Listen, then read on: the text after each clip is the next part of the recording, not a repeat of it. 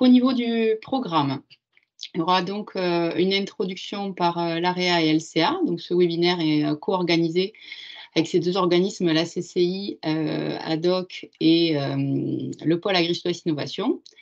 Donc, on aura ensuite une intervention de David Macheneau, d'OPO, sur les apports du numérique pour le pilotage de votre entreprise. Un point avec Flavien Solaire de la CCI Occitanie qui nous parlera de la plateforme CCI Business et du club des offreurs de solutions. Nous aurons ensuite les présentations d'offreurs de solutions de la récolte de la donnée à son exploitation en passant par l'ERP avec Monsieur Mahler d'Astré Software sur logiciel MES, 3 bonnes raisons de se lancer et 2 freins à lever. Monsieur Breton de Flutilient sur automatiser le pilotage de votre activité grâce à la Smart Data et Myrène Lafourcade de CIMAX sur les outils de gestion pour se digitaliser. Je vous présenterai pour ma part donc le parcours régional Industrie du futur. Et enfin, nous aurons le témoignage de Monsieur de Donzel pour le groupe Barba qui nous précisera les étapes d'un changement de RP. Et on pourra prendre un petit temps de questions-réponses. Donc, dans les bonnes pratiques, merci à tous de bien vouloir couper vos micros pendant le webinaire. Si vous avez des questions, vous avez les petits, vous pouvez lever la main ou écrire dans le chat et on pourra prendre vos questions soit au fil de l'eau, soit à la fin du webinaire. Du coup, je laisse la parole à Anne et Sandrine. Sur un petit rappel, hein, donc cette présentation, enfin donc cette séance est enregistrée. L'enregistrement a démarré. Alors bonjour à tous, Sandrine Arène, chargée de mission à la coopération agricole, pour vous faire un petit point sur le fait que ce webinaire entre dans le cadre du contrat agroalimentaire qui a été lancé par la région il y a 2 ans et qui est porté par la coopération agricole et l'AREA Occitanie. L'idée de ce contrat, ce qu'on a appelé le grand dessein, c'est de développer en Occitanie une alimentation plaisir plus saine et plus durable avec des entreprises créatrices de valeur sur l'ensemble du territoire. Alors ça se passe en fait au travers d'une dizaine d'actions qui ont été mises en place pour soutenir et aider les entreprises agroalimentaires régionales et leur donner les moyens de se transformer. Et pour rentrer dans le vif du sujet, nous allons vous présenter avec Anne rapidement les actions opérationnelles des projets travaillés notamment sur 2022. Ok, donc bonjour à tous. Donc moi, Anne Gérard, chargée de mission à l'AREA Occitanie. Voilà, et donc copilote du contrat de filière. Donc là, juste sur cette partie-là, on a donc quelques actions qui sont sur donner les moyens aux entreprises de se transformer. Donc là, il y a 5 actions opérationnelles. Juste rapidement, sachez qu'il y a une action sur la formation. On est en train de travailler sur des formations spécifiques métiers qui manquent justement dans la formation continue. Parce que je suis rentrée en plus en même temps, attendez, excusez-moi. Des actions sur la qualité de vie au travail, donc avec des diagnostics, voilà, des choses qui sont faites pour accompagner les entreprises sur le sujet. Des actions, nouvelles techno, donc c'est le webinaire le webinaire d'aujourd'hui rentre dans cette action-là. Des actions communication métier, l'idée c'est d'avoir on a une marque employeur collective, Nourrissons notre avenir. Et l'idée, c'est vraiment de renforcer l'image de l'agroalimentaire auprès des jeunes, auprès des demandeurs d'emploi, et de fidéliser les salariés. Donc là aussi, beaucoup de choses qui sont faites à ce niveau-là. Au niveau stratégie aussi, une action sur la stratégie où il y a aussi des webinaires que vous pouvez retrouver d'ailleurs. Tous ces webinaires, vous pouvez les retrouver en replay sur le site du contrat de filière agroalimentaire, où là, il y a aussi effectivement plusieurs sensibilisations et un parcours mis en place aussi de formation pour les dirigeants. Une autre action dans restaurer la confiance, qui est l'action RSE, responsabilité sociétale des entreprises, où l'idée c'est vraiment d'engager les entreprises dans une démarche RSE.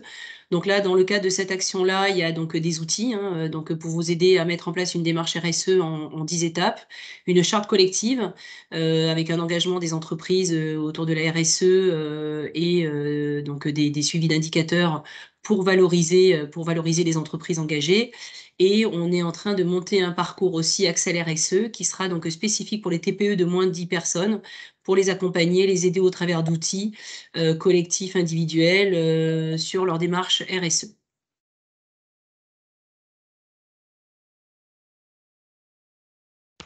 Alors sur l'engagement construire un pacte d'union régionale, on a travaillé plus précisément 2 actions très opérationnelles. La première étant l'action de mutualisation qui permet d'identifier les besoins sur des territoires.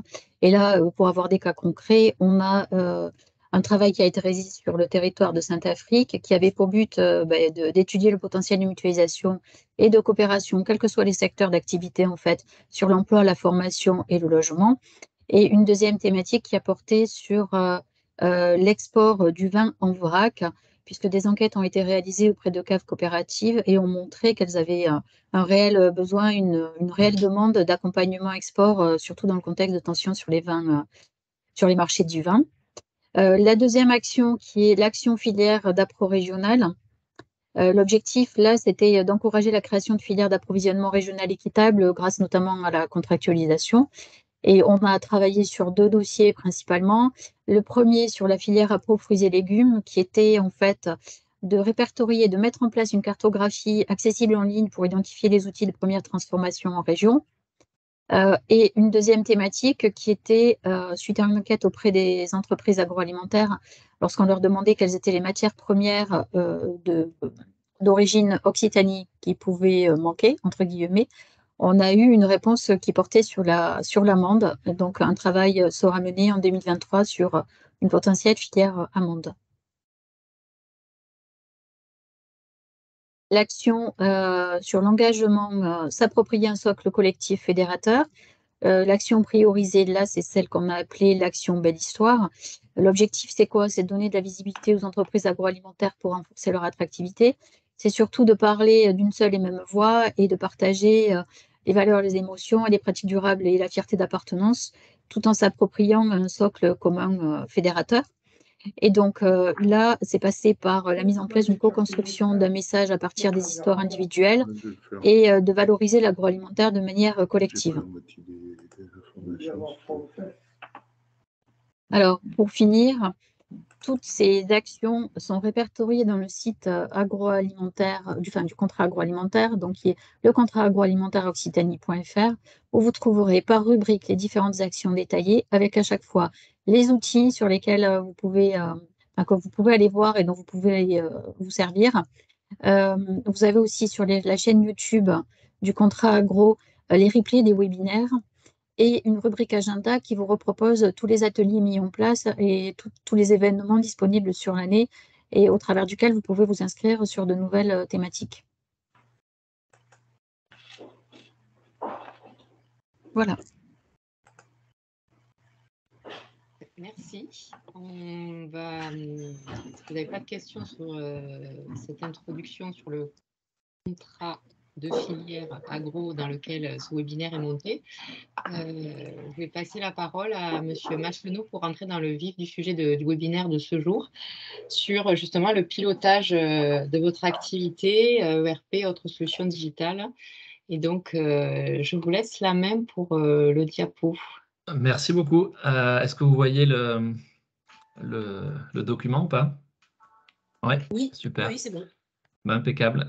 Bonjour à toutes et à tous. Donc, je suis un des cofondateurs d'OPO. On accompagne les industriels dans leur transformation aujourd'hui, donc qu'elles soient sous l'angle performance, apport du numérique et même circularité aujourd'hui. Donc, on accompagne toute taille d'entreprise. Et particulièrement en Occitanie, on aide à travers le parcours Industrie du futur. Et moi, ce qui me tient à cœur là, dans ces sujets de transformation, c'est surtout comment on a des équipes qui font la performance. Donc, je suis très sensible au sujet de collectif et de performance. Et c'est là que c'est intéressant de voir comment le numérique apporte de la valeur là-dedans et se met au service de l'équipe. Je vais juste... ouais. Ok, il y avait un peu de bruit. Voilà, donc on m'a demandé de faire une introduction. Donc je voulais autour du pilotage d'activité. Et ça, c'est un peu le premier sujet quand on arrive dans une usine et qu'on se pose la question au départ de numérique, de l'ERP ou toute autre solution digitale, c'est de revenir au départ, qui est qu'en fait, dans une usine, ou dans un atelier ou même dans un point de vente, en fait, on a besoin de piloter l'activité. Et moi, j'ai jamais mis les pieds sur le terrain sans avoir un chef d'équipe qui sait où il en est, que ce soit, alors dans l'agro, on a beaucoup de sujets autour de la traçabilité, des pertes matières, on a l'énergie aujourd'hui qui monte, donc il y a énormément de problématiques. Et piloter l'activité, c'est ça en fait, c'est de se dire comment je fais de la performance aujourd'hui, qu'elle soit en coût, qu'elle soit en délai, qu'elle soit en qualité. Et avant le numérique, on va le voir après, et en plus on a la chance d'avoir aujourd'hui des offreurs de solutions qui vont expliquer comment on peut leur rendre les choses faciles dans le domaine du numérique. Le vrai sujet, c'est qu'est-ce que je veux faire comme pilotage aujourd'hui et qu'est-ce qui va m'aider à grandir. Donc c'est autour de ces questions-là, en général, qu'on va amener les premières idées sur les cas d'usage du numérique, parce qu'en se disant, tiens, aujourd'hui, concrètement, je veux la traçabilité sur mes chariots qui transportent le liquide, je veux comprendre mes arrêts de process si je suis dans une industrie de process, je veux améliorer mes tournées de maintenance, je veux parler de qualité, je veux voir aujourd'hui mes coûts énergétiques, mais beaucoup plus détaillés pour voir les pics de conso sur la journée. Toutes ces problématiques qu'on vit dans l'industrie, c'est ça le point de départ.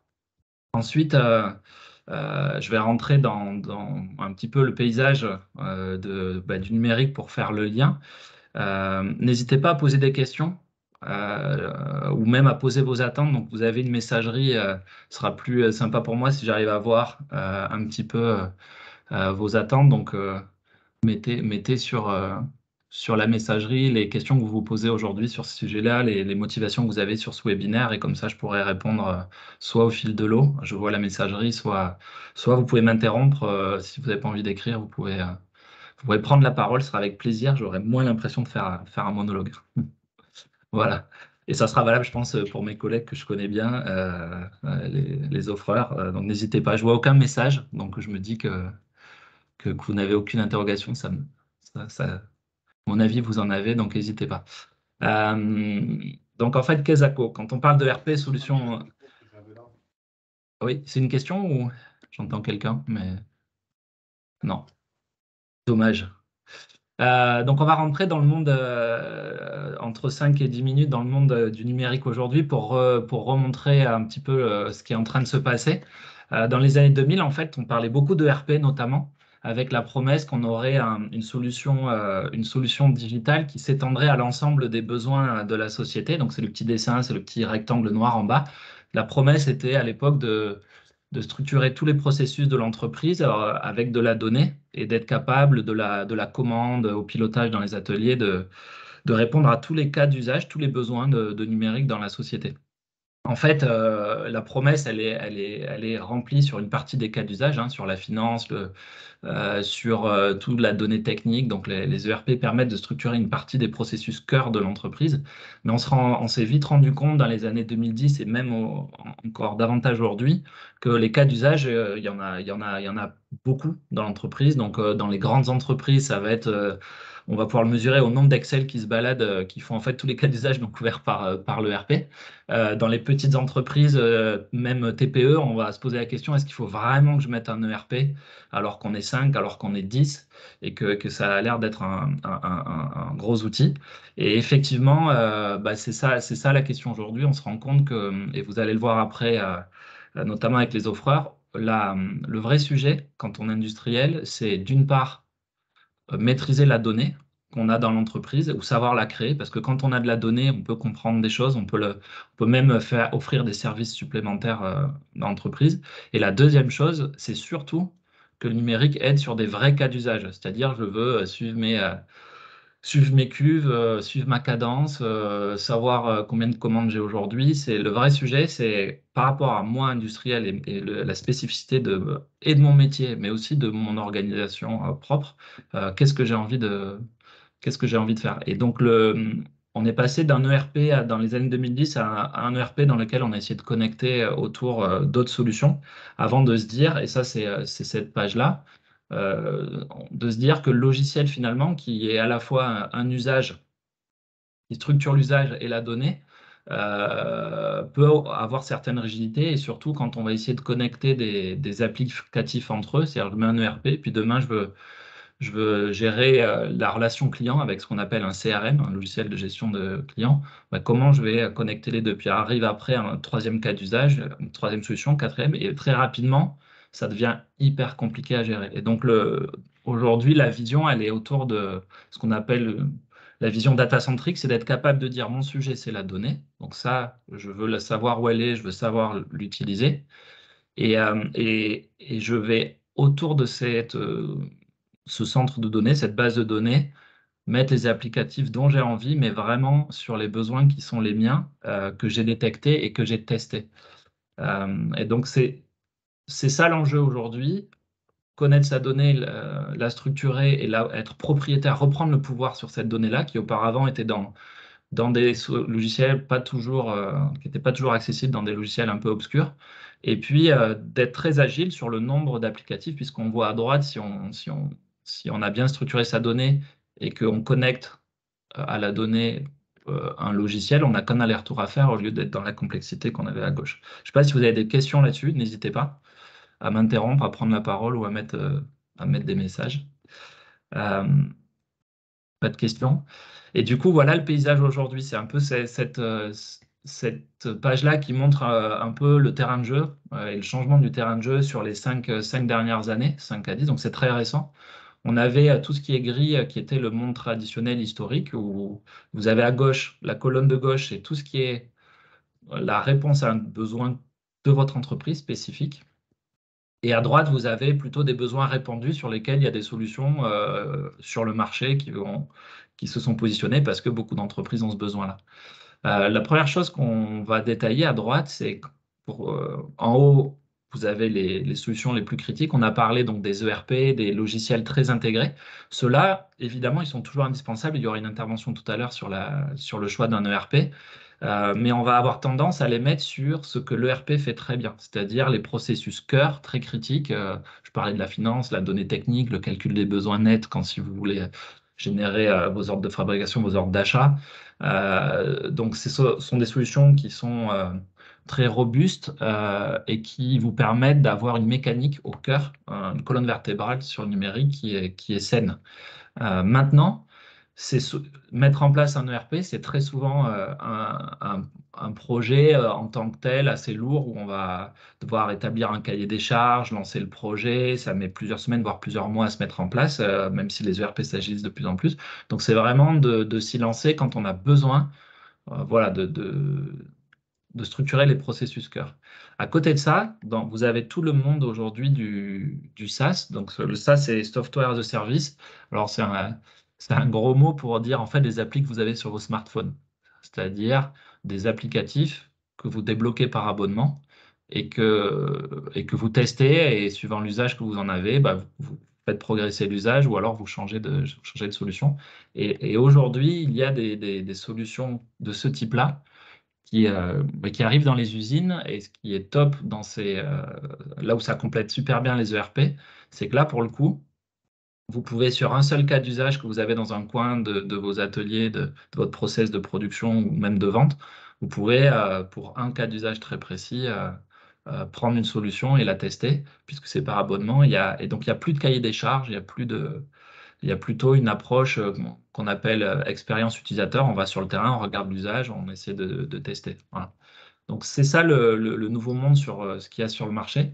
Et à gauche, sur la partie besoins spécifiques, là, on va être sur traditionnellement du développement. Donc, il faut un informaticien, il faut faire du code parce qu'on est les seuls à avoir ce besoin-là. Et vous entendrez parler tout à l'heure de low-code, no-code. Il y a maintenant des petites solutions qui vous permettent, sans être informaticien, de générer un peu de données. Vous voulez compter les caisses dans un magasin, vous voulez récolter, je ne sais pas moi, faire une petite tournée de maintenance, faire un petit formulaire, tous les applicatifs qu'on a dans la vie privée d'ailleurs, hein, sur les doodles pour prendre des rendez-vous, etc. Donc, au-delà des applicatifs, vous pouvez même générer votre propre donnée avec du Airtable ou autre. Donc, voilà un peu le paysage. Le message, c'est de dire aujourd'hui, il n'y a plus vraiment de sujet de techno, même si on a l'impression que c'est compliqué, mais ça revient à la premier message qui est de dire si vous êtes très clair sur vos besoins. Et si vous savez aller sur le terrain et détecter les cas d'usage qui vous feraient progresser, enlever le papier à un endroit, suivre la production d'une ligne à un autre, ben en fait, vous pouvez déclencher très très rapidement, rapidement, ça peut être quelques jours, 2, 3 semaines, des solutions pour tester l'usage et renverser le mode projet en un mode je teste, je vois si ça fait de l'usage, ça marche, l'usage décolle, l'expérience est bonne, j'avance. Et ça revient un peu à la question. Donc là, j'aimerais bien qu'il y ait des messages. Je vous force à mettre des messages. Combien vous avez d'applicatifs sur votre smartphone? À peu près. Est-ce que quelqu'un peut prendre la parole ou 80? Ah, pas mal, Simon. Belle performance. Beaucoup. Ouais. D'autres réponses? Qui n'a pas de smartphone? 45? 30? Bon, voilà. En fait, on est à plusieurs dizaines. On est à plusieurs dizaines et en fait, 60. On est exactement sur ce qu'apporte aujourd'hui la techno. Et je pense que dans la vie privée, on a complètement intégré que les cas d'usage, on en avait autant que d'activités, que de centres d'intérêt. Moi, quand je me suis mis au vélo, même si je ne suis pas un professionnel, j'ai pris une appli pour me balader, puis j'en ai pris une deuxième pour voir les perfs, puis après j'ai abandonné les perfs parce que je faisais pas assez de vélo, bref. Mais en tout cas, cette agilité-là, on l'a complètement intégrée dans la vie courante. Elle fait énormément peur en entreprise au départ parce qu'on a peur d'une multiplication des applicatifs ou des usages. Et donc, c'est là où, si vous êtes conscient que le principal point, c'est de piloter votre activité et de faire de l'usage, il suffit après d'aller chercher la structuration de la donnée derrière de la manière dont on a parlé tout à l'heure, c'est-à-dire sans chercher la connexion entre les applicatifs. Et le gros avantage en plus, ce qui s'est ajouté là ces dernières années, c'est qu'en plus les applicatifs en réalité savent se parler entre eux. Les solutions se parlent, hein, elles ont des API, c'est-à-dire des portes qui sont ouvertes vers les applis voisines, et donc on sait le faire. Donc voilà, ça c'était un petit détour un peu du paysage. Et quand vous avez la donnée qui se génère, vous pouvez très bien mettre ce qu'on appelle la BI, vous entendrez cet autre mot assez souvent, mais en gros, on sait prendre la donnée, la mettre sur un smartphone, sur une télé, la visualiser hyper facilement et vous aurez des exemples tout à l'heure. Donc, je vais terminer avec 2, 3 exemples hyper terrain pour laisser la place à 2, 3 questions si vous avez. Mais si on se dit que le message, c'est moi, je connais mon métier et si je vais sur le terrain, je vois les cas d'usage, je peux le travailler avec mes équipes.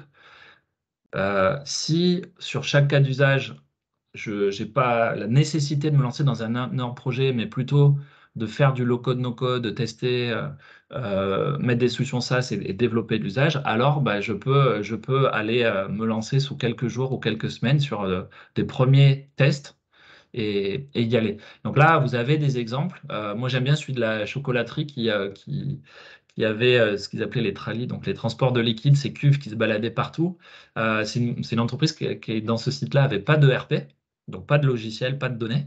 Et en fait, pour générer de la donnée à la fois sur le flux et puis arrêter de chercher donc c'était vraiment les flux de chocolat, bah, ils ont décidé de faire un peu de low-code, no-code, c'est-à-dire qu'ils sont allés pendant 2 semaines voir comment les opérateurs suivaient les opératrices suivaient ces cuves mobiles. Derrière, ils ont fait une petite app assez simple avec un outil simple qui a permis de mettre ça sur smartphone. Et ça a à la fois permis aux personnes de savoir où étaient les cuves, donc de s'y retrouver, mais surtout derrière, de générer la donnée de la circulation des cuves et du coup d'optimiser le flux. Donc ça, voilà, ça c'est un exemple hors ERP. Et des exemples comme ça, vous en avez autant que de cas d'usage dans vos usines, hein. Il y a une boulangerie industrielle. Ils avaient déjà pas mal de données, eux. On a créé avec un bon outil de BI un tableau de bord du chef d'équipe qui avait besoin de croiser en fait les données de prod et les données qualité pour voir les pertes. Et donc ça s'est fait pareil en quelques jours. Et après, le test, il prend 2, 3 semaines. Donc on n'est pas du tout dans des gros projets structurants comme la mise en place d'un ERP qui sera présenté tout à l'heure, mais vraiment sur l'agilité et la capacité à démarrer avec du low-code, tester, puis se dire, tiens, l'usage est en train de monter, mais la petite solution que j'ai fabriquée moi-même, elle est peut-être pas suffisante. Je vais voir ce qui existe côté SaaS. Je débloque un abonnement sur une solution SaaS. Et c'est vraiment de jouer sur la matrice dont je vous parlais tout à l'heure. et d'être capable de plutôt suivre l'expérience des équipes et avec des outils qui sont aujourd'hui. Voilà. Donc, vous avez d'autres exemples. Je suis prêt à prendre les questions, vu que j'ai 4 minutes encore, plutôt que de parler. Et puis surtout, vous allez avoir des super cas d'école derrière présentés par des offreurs. Est-ce qu'il y a des questions? J'ai les autres exemples aussi, s'il y a des questions sur les autres exemples qui sont présentés là, parce que des exemples, il y en a plein, mais on aura d'autres après. Aucune question? Allez, soit j'ai été complètement nébuleux, soit trop clair, je crois pas trop. Non, ça y est, on a une question, oui, Ah, dans le chat. voilà, bah, génial. Un répertoire qui propose un comparatif des offres de RP. Alors ça sera une super transition avec Flavien qui va vous présenter le club des offreurs. Mais en tout cas, sachez qu'il y a un monde de solutions et d'offreurs derrière vous quand vous êtes industriel. Et par exemple, en Occitanie, on a monté le club des offreurs qui sera présenté après à quelques-uns. Là, on s'était lancé grâce à la CCI il y a quelques années. Et aujourd'hui, si vous êtes très clair sur votre besoin, vous avez un guichet en Occitanie où vous pouvez poser le besoin. Et voilà. Et après, il y a un répertoire que présentera Flavien, mais je ne vais pas lui voler le discours.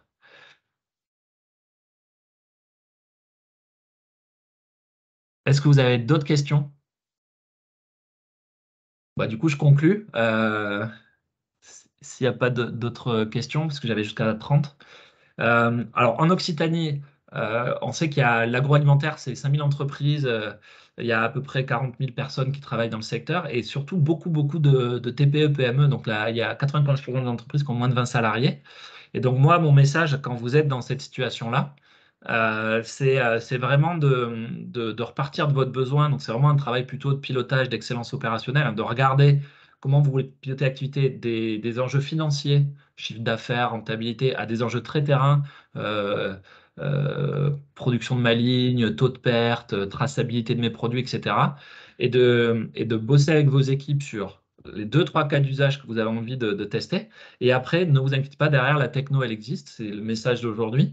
Et d'aller chercher de la techno qui se déploie en quelques jours pour la mise en place et quelques semaines pour vraiment tester et voir s'il faut le faire. Et si vous arrivez à avoir ce qu'on appelle cette démarche expérience utilisateur, en fait, vous allez développer une compréhension, de la facilité des technos d'aujourd'hui, et puis ça va vous poser la question de la donnée derrière qui se génère et de ce que vous pouvez en faire pour proposer des services, de meilleurs services à vos clients. Alors après, je vais aussi expliquer ce qui se passe sur les entreprises plus grosses, hein, donc grosses PME, ETI, voire groupes.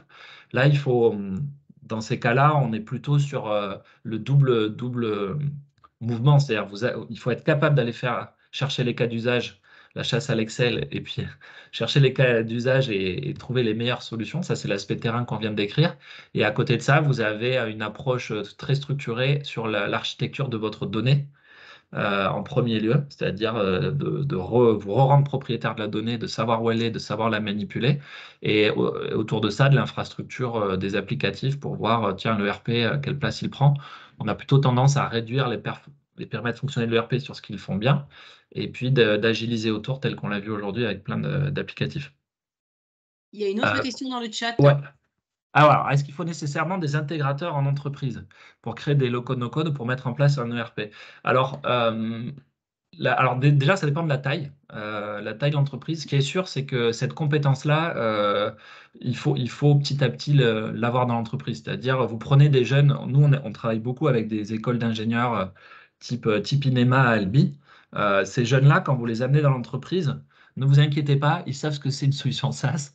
Et en fait, si vous vous concentrez sur les cas d'usage, d'amener des personnes qui vont faire des métiers opérationnels, mais qui en même temps sauront tester des applicatifs, c'est sans doute pour nous la meilleure solution de commencer à intégrer la compétence en interne. En revanche, après, oui, il y a besoin d'un intégrateur sur des projets très structurants.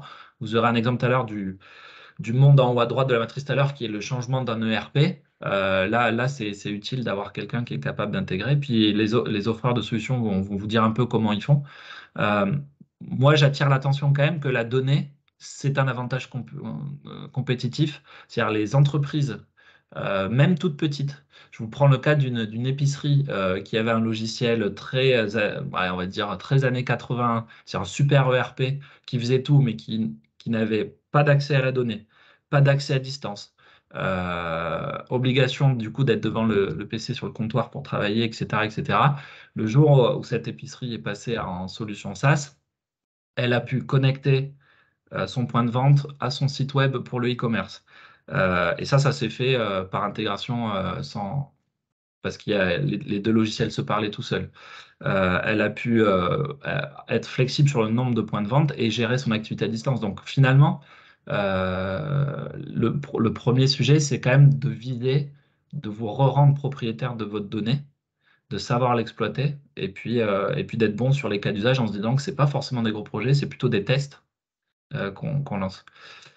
Moi, j'ai écoulé mon temps, donc je ne vais pas manger celui de mes collègues et je laisse la main à Flavien et je suis là de toute façon pour rebondir s'il y a des questions. Merci beaucoup pour votre écoute. Merci. David. Flavien, du coup, c'est à Oui. toi. Merci. Donc, merci David et merci. Donc, bonjour à toutes et tous. Donc, moi, je suis Flavien Solaire, je suis de la CCI Occitanie, donc basé à Pérols, à côté de Montpellier. Et donc, je suis un peu coordinateur de l'opération de sensibilisation et d'information des entreprises sur l'industrie du futur, donc qui est cofinancée par la région. Alors, dans ce cadre, nous avons une plateforme CCI Business, donc Occitanie, qui est une plateforme nationale des CCI qui met en avant les donneurs d'ordre et les offreurs de solutions de différentes communautés et filières industrielles. Donc, il y a sous-traitance industrielle, il y a le nucléaire, il y a l'hydrogène, qui est une filière, on ne voit pas trop à l'écran, voilà. Donc, qui est une filière nouvelle qui se développe, les ENR, et puis le sujet qui nous intéresse aujourd'hui, l'industrie du futur. Donc, l'objectif de CCI Business, c'est de mettre on va dire, en avant ces entreprises des différentes filières et de leur permettre aux donneurs d'ordre donc d'identifier les prestataires et des partenaires potentiels, et puis aux offreurs de solutions de ces différentes filières, d'accéder à de nouvelles opportunités de marché nationales et régionales. Alors, concernant l'industrie du futur, donc nous avons référencé sur l'Occitanie les entreprises qui sont des offreurs de solutions, l'industrie du futur, donc comme David tout à l'heure l'a expliqué. Donc sur les différentes thématiques, bien entendu, de l'industrie du futur, tout ce qui est stratégie, performance industrielle, capital humain, technologie de production, performance énergétique. Alors le processus pour pouvoir intégrer donc les offreurs de solutions sur cette plateforme CCI Business Occitanie, donc les entreprises candidates, et il y a un comité de pilotage qui valide donc les expertises et tous les critères donc, de ces entreprises pour pouvoir mettre des entreprises qui sont vraiment expertes et qui sont dans le domaine de l'industrie du futur sur cette plateforme.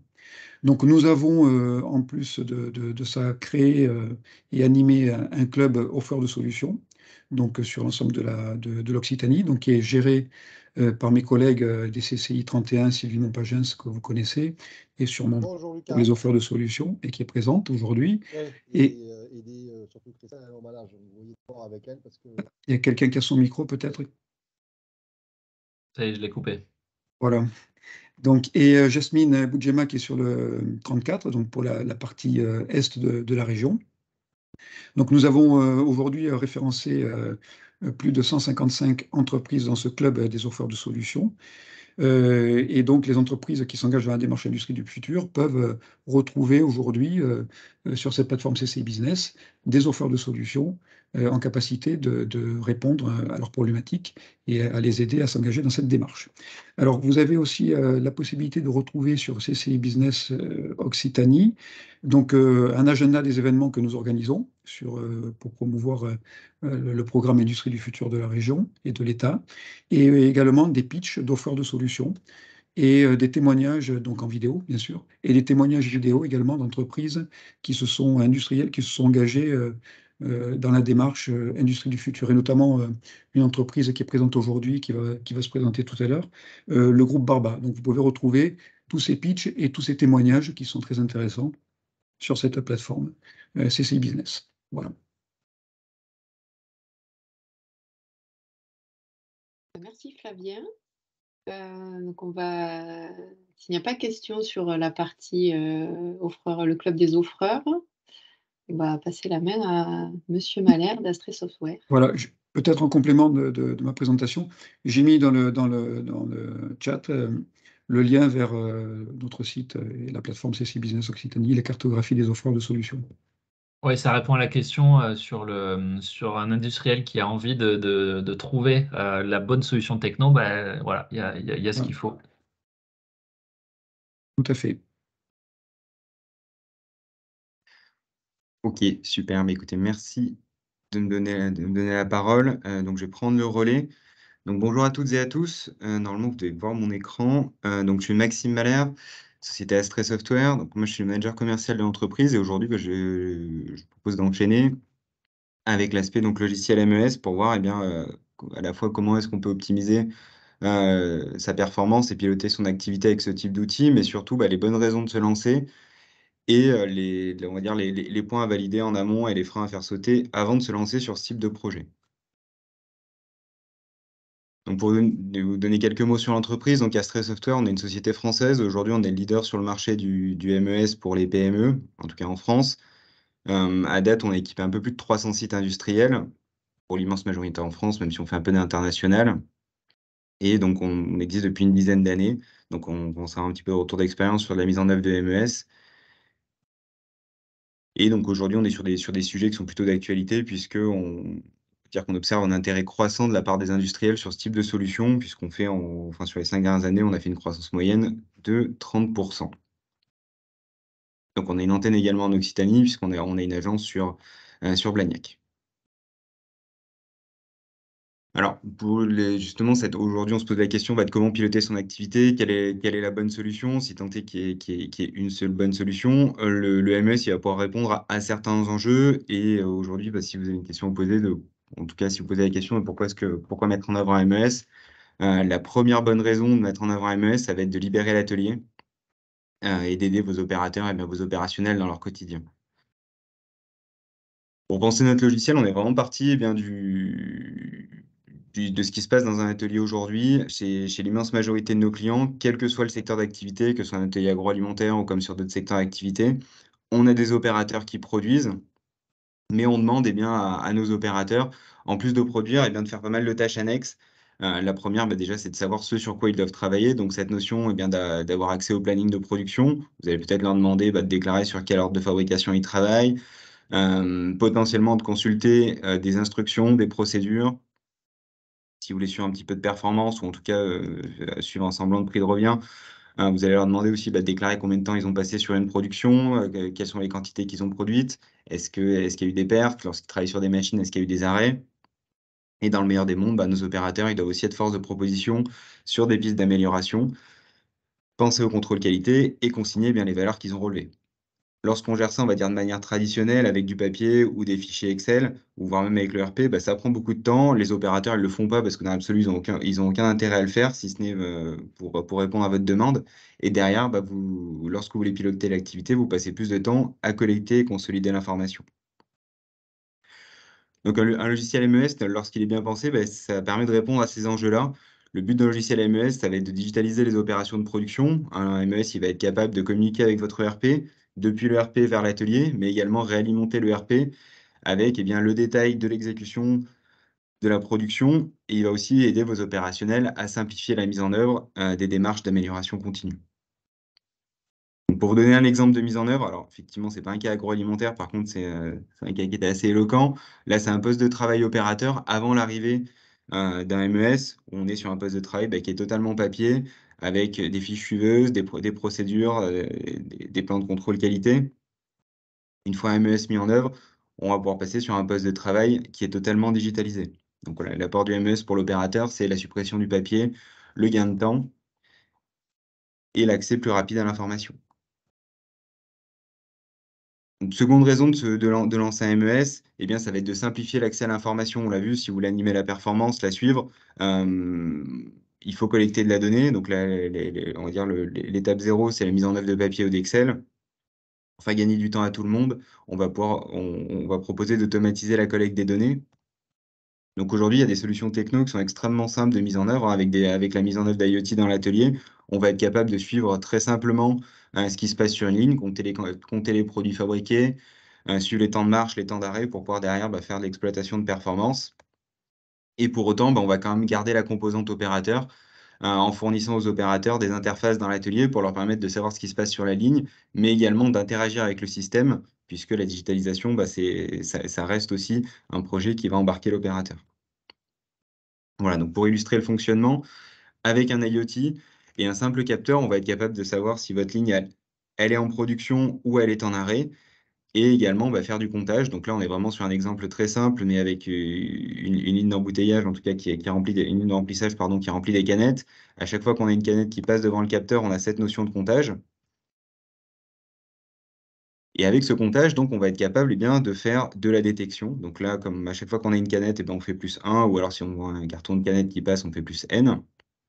Et on va également être capable de savoir si votre ligne, elle produit ou pas avec ce comptage, puisque là, vous voyez, entre le passage de 2 canettes, dans notre exemple, on mesure un temps de cycle à l'aide d'un petit capteur et d'un IoT. Donc là, ce réel qu'on mesure sur la ligne, on va pouvoir le comparer à un théorique. Donc théorique qui nous est connu, soit parce qu'il a été déclaré à l'opérateur, soit parce qu'il a été préparamétré. Lorsque ce qu'on mesure est inférieur au théorique, la ligne produit. Lorsque ça dépasse, comme c'est le cas ici, notre ligne va être à l'arrêt. Donc comme ça, de manière très très simple, on va être capable de compter les produits fabriqués et de suivre les temps de marche, les temps d'arrêt de vos équipements. Troisième bonne raison de mettre en œuvre un MES, ça va être de simplifier l'animation de la performance et d'aider vos opérateurs et vos opérationnels à communiquer. Donc lorsqu'on fait de l'animation de performance classique, là sur cet exemple-là, on a nos managers qui ont collecté les données, qui remontent des fichiers Excel ou des formulaires de suivi de production, qui vont venir les reporter sur le tableau. Comme on l'a vu au tout début, ça leur prend beaucoup de temps. Les données qu'ils manipulent, elles sont inexactes parce qu'on a demandé aux opérateurs de les relever sur un papier ou d'aller les saisir dans le RP. Et souvent, les données qui sont affichées, elles sont aussi obsolètes, donc les opérateurs, ils n'ont pas de visibilité sur ce qui se passe réellement dans l'atelier. Et le temps que l'information, du coup, arrive jusqu'à l'opérateur et jusqu'au manager, il est déjà trop tard. Les aléas de production ont déjà impacté l'atelier et il est déjà trop tard pour réagir. Avec un MES, vous allez pouvoir diffuser la bonne information à la bonne personne au bon moment et du coup, donner l'information aux opérateurs comme aux managers de production en leur laissant le temps de réagir face aux aléas de production et en leur permettant d'adapter la production pour pouvoir réagir à ces aléas.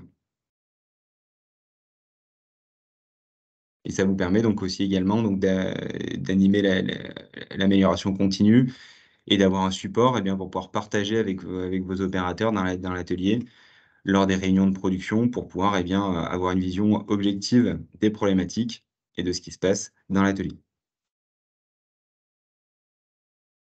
Voilà, donc pour vous donner un exemple des exemples de gains qui ont pu être obtenus, alors quels que soient les secteurs d'activité, avec ce type de solution, on voit qu'on a assez rapidement du gain. On va pouvoir gagner donc en termes de performance, que ce soit de gagner en termes de TRS, récupérer également de la capacité de production, puisque lorsqu'on gagne en performance, lorsqu'on gagne en TRS, on fait plus avec le même engagement de ressources. Donc ça vous permet du coup d'augmenter votre rentabilité.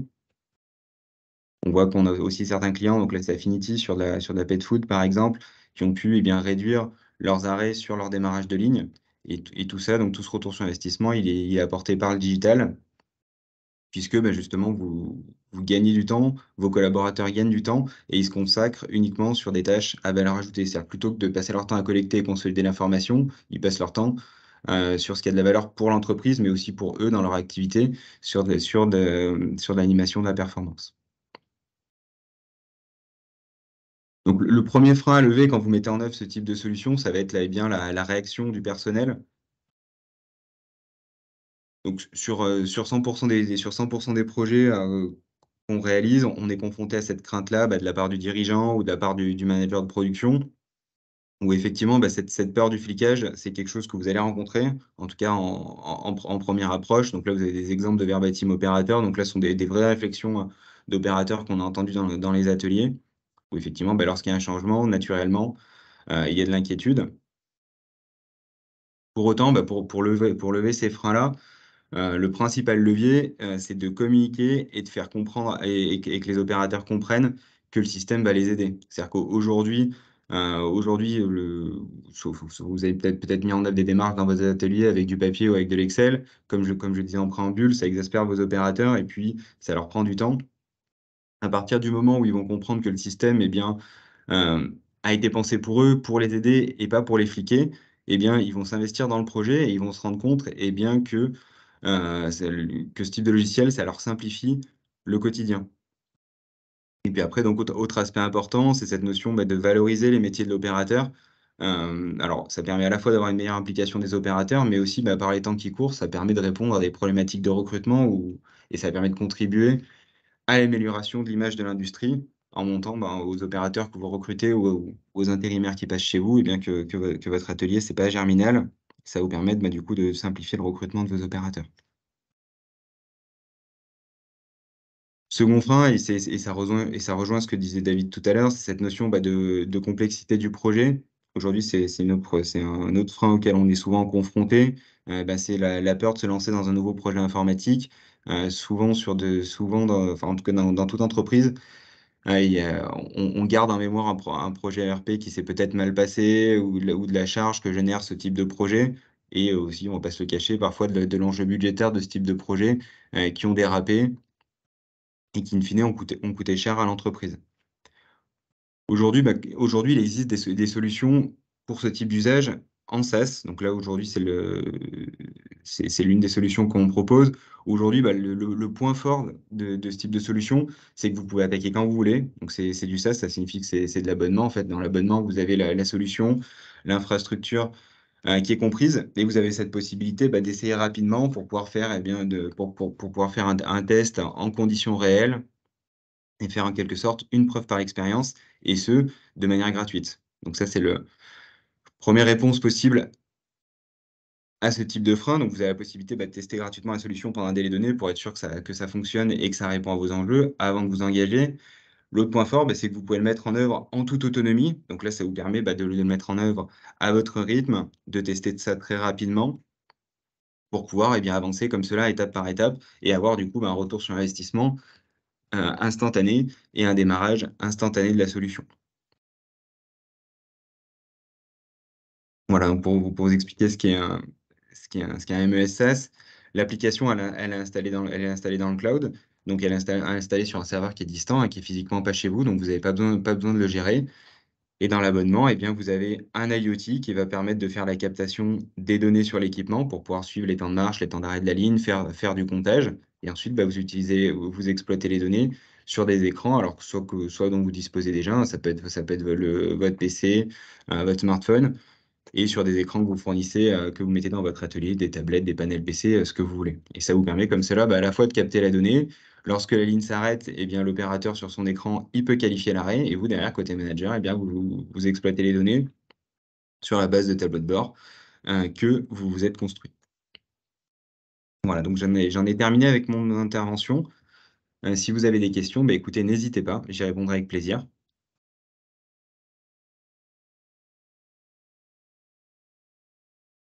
Vous pouvez utiliser le chat, lever la main.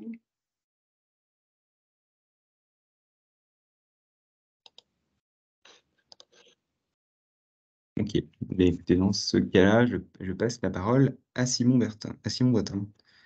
Tout à fait, merci. Bonjour à toutes et à tous. Donc, je vais partager mon écran que vous devez voir normalement maintenant. Et donc, moi, je vais vous parler plus particulièrement de pilotage et de comment on va pouvoir exploiter finalement toutes ces données qui ont été créées, captées, générées par des ERP, par des MES, par des capteurs connectés. Donc, prendre un peu la suite de ce que Maxime a présenté ou ce dont David parlait tout à l'heure.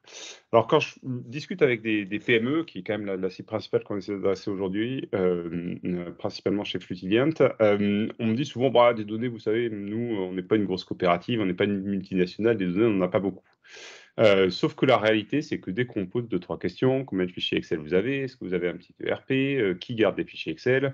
On se rend compte que des données, tout le monde en a beaucoup, énormément. C'est pas trop quelle est la donnée qui est juste, qui sert vraiment et comment on va pouvoir l'utiliser finement et l'exploiter de façon opérationnelle. Et donc notre métier chez Fluciniant, et ce dont je vais essayer de vous convaincre aujourd'hui, c'est que ces données, quand on les organise, quand on les structure, quand on les comprend, derrière, on a une vision un peu plus objective de son activité, on va pouvoir mieux la piloter, mieux l'organiser.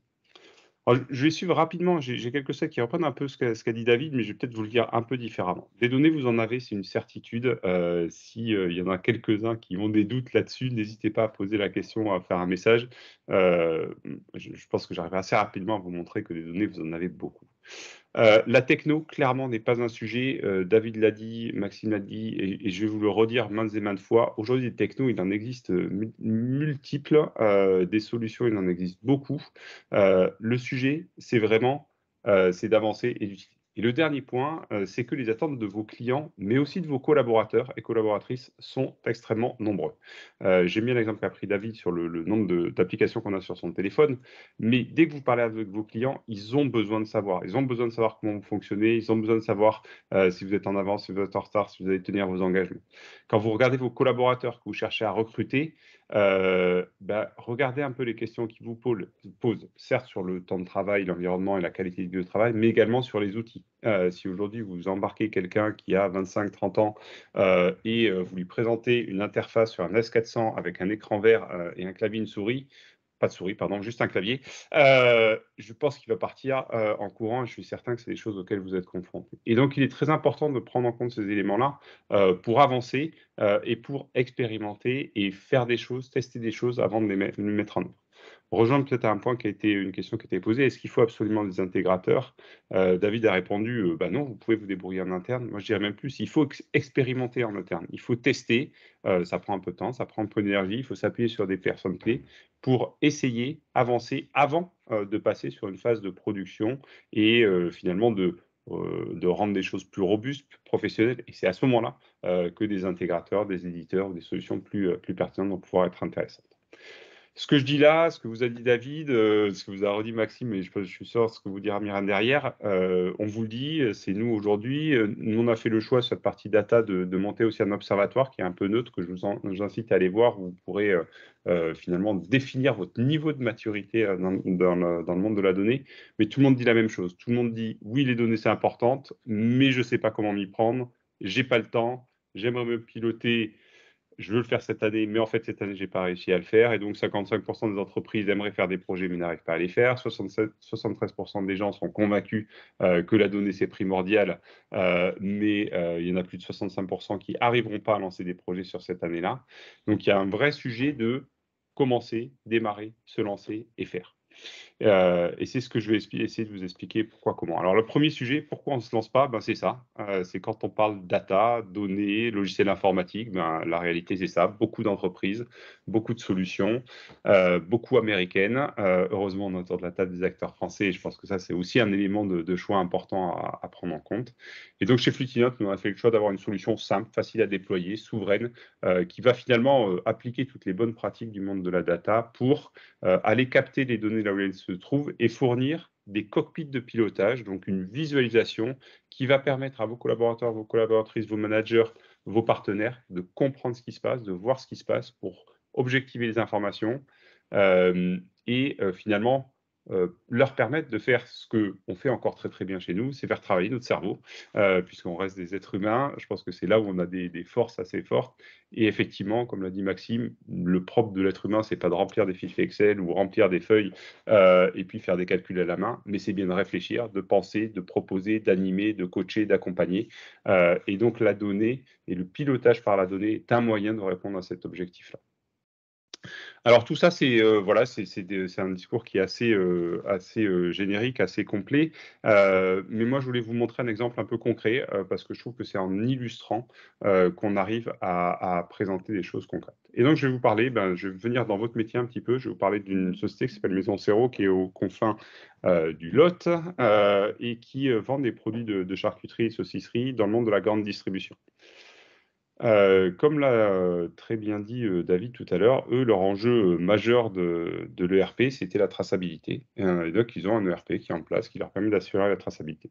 Néanmoins, quand on vend dans la grande distribution, quand on doit aller proposer ses produits, on n'est pas les seuls sur le marché. Et donc, le développement commercial, c'est un enjeu primordial pour nombre d'entreprises, notamment celle-ci. Comment développer le commerce, comment accompagner le client et bien sûr, quand même, assurer un suivi derrière qui soit un peu meilleur que celui du contrôle des marges. En l'occurrence, c'est des choses qu'on peut faire avec des MES, des ERP, mais qui n'avaient pas été implémentées pour diverses raisons dans l'ERP.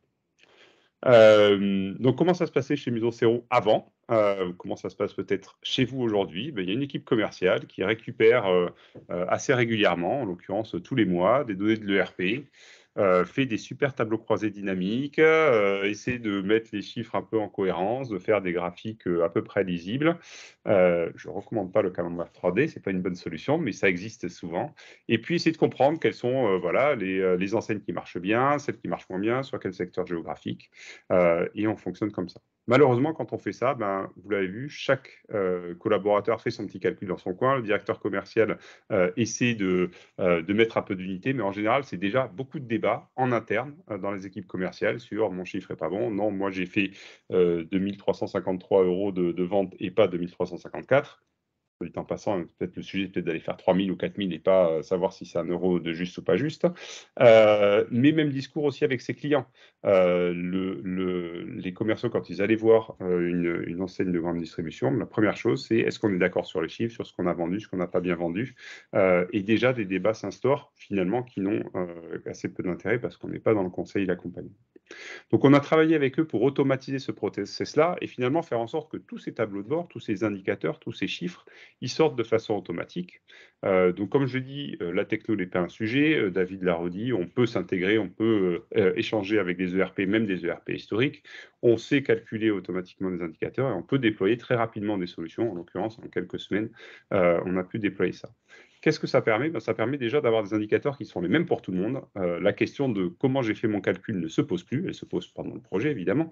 Mais une fois le projet mis en place, tout le monde partage les mêmes indicateurs. Et déjà, un sujet de discorde en moins, que ce soit en interne ou en externe. Pour l'anecdote, je vous montre le premier indicateur qu'on a fait, le premier tableau de bord qui est magnifique. J'espère que vous apprécierez la beauté de l'exercice. Mais il y a un intérêt fondamental et primordial dans ces projets de transformation, c'est de rassurer tout le monde. Parce que cet écran-là, c'est la même chose que le fichier Excel. C'est des chiffres, c'est pas très joli. On a mis un peu de couleur, je vous remercie.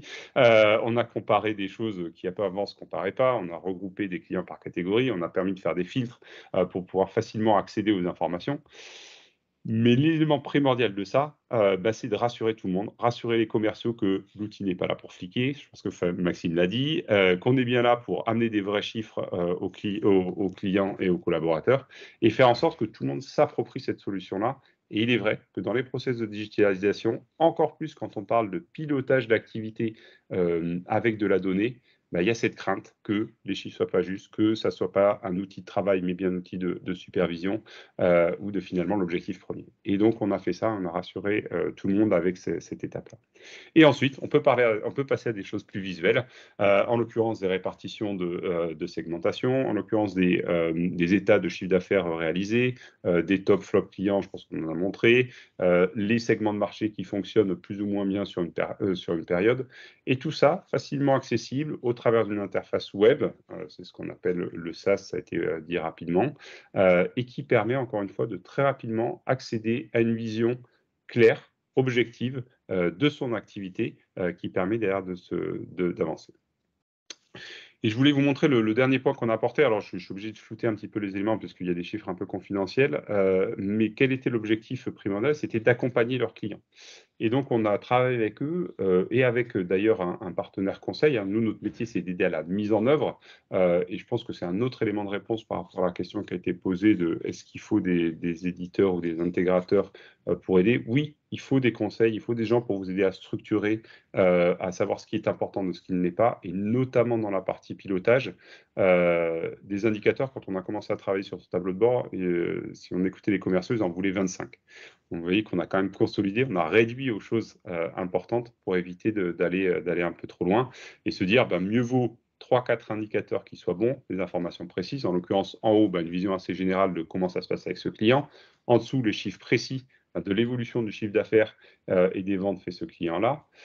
Ensuite, les articles qui marchent, qui ne marchent pas. Et c'est là où la donnée peut devenir une véritable force.